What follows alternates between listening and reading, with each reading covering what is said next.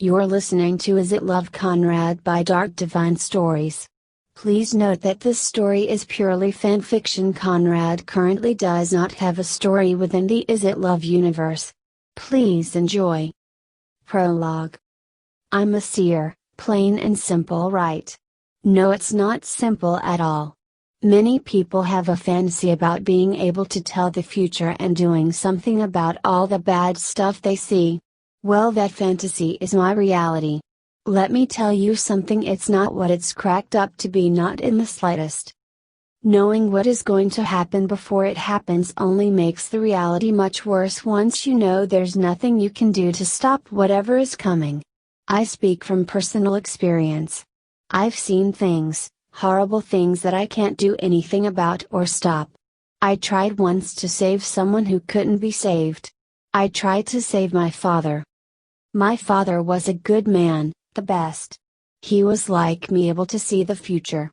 He always told me I was more powerful than he was, and I would do great things and not to let my visions run my life.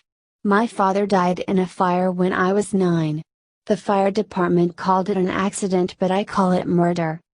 I know it's true, I've read the report so many times I can quote it word for word. The building was made of fire brick, that means heat or fire can't affect it to a certain degree. No electrical inside the building, nothing to make sparks of any kind, no wood and no accelerant on the inside or outside of the building. The point of origin for the fire was on the outside of the building, 4.5 feet off of the ground, and all that was left was a burned handprint that left no fingerprints. No one could make sense of it, but they called it an accident anyway. I guess I can't really blame them either, but after my father's death I became lost in life and in a sea of foretelling visions as well as those of the past. I'm what I like to say an all-in-one seer. That means I can see just about anything and everything, past, present or future. Seeing the present requires meditation and a great deal of patience. That's something I don't have a whole lot of these days. My father's death hit my mother hard. She became depressed for a while. The life insurance money my father left behind was to go to me. It was to pay for my college education if I chose to go. His properties were also left to me, but my mother could collect the rent from them until I turned 18. 2 years after my father died, she started seeing someone new. After 6 months of dating, she married the guy, no questions asked. My stepfather was horrible to me and had me locked in a mental institution when I was 12 when he heard me talking to my mother about a vision I had while I was sleeping. She shrugged it off as a child's dream.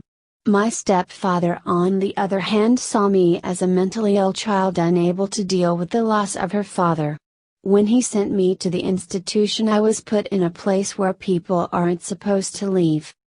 However, I got some really great advice.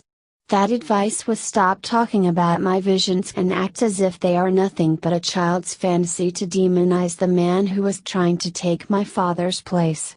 I don't know who that person was or what he looked like, but his advice helped me get out of that place. Using my visions to aid me in getting out, I was released 2 months after I was admitted. After that, I watched my stepfather closely through my visions and saw how to avoid him as much as possible.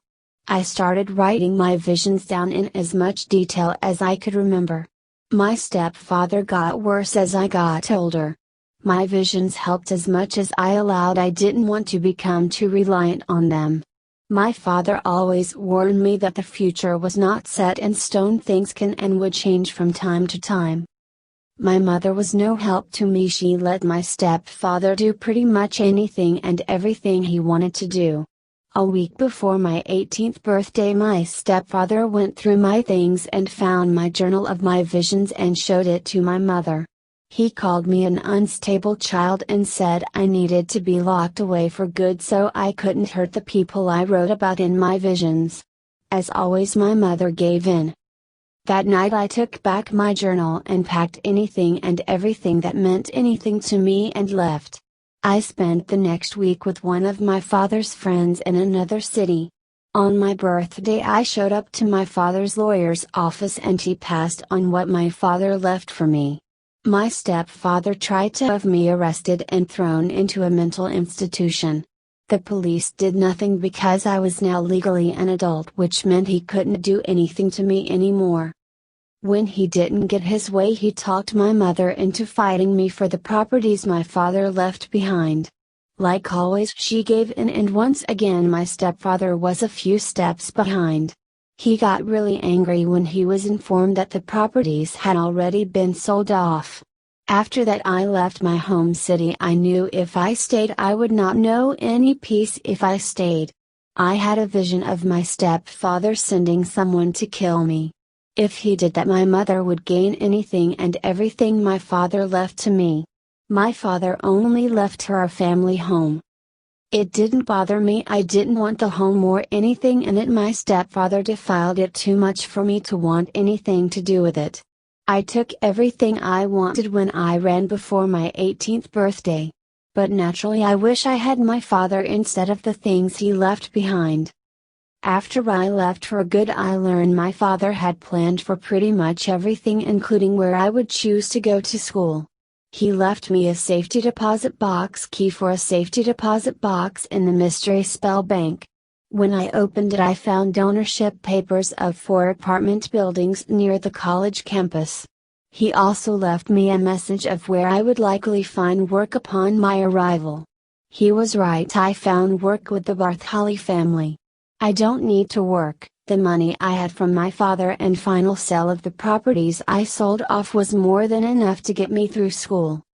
But working at the Bartholdis has helped me stay hidden better from both my stepfather and witches. I know there is a coven of witches in Mystery Spell, but as long as they don't know that I'm a seer, I'll be fine. I've been working as a nanny for almost 3 years now. I'm the longest lasting nanny the Bartholdis ever had. I've outlasted other nannies by years, most didn't last longer than a month. Lori is a handful, even with me having the gift of foresight. I'm going to be 21 soon. I wouldn't change anything that's happened since I got here. But even I, a seer who can see almost everything, can still be surprised. And I do get one hell of a surprise. End of prologue. Thank you so much for listening to Is It Love Conrad? If you like this chapter, please leave a like. If you thought this chapter was interesting, feel free to leave a comment below. For more stories like this one and many others, subscribe to the Dark Divine Stories channel and make sure you click the notification bell, that way you're notified whenever Dark Divine Stories uploads a new video.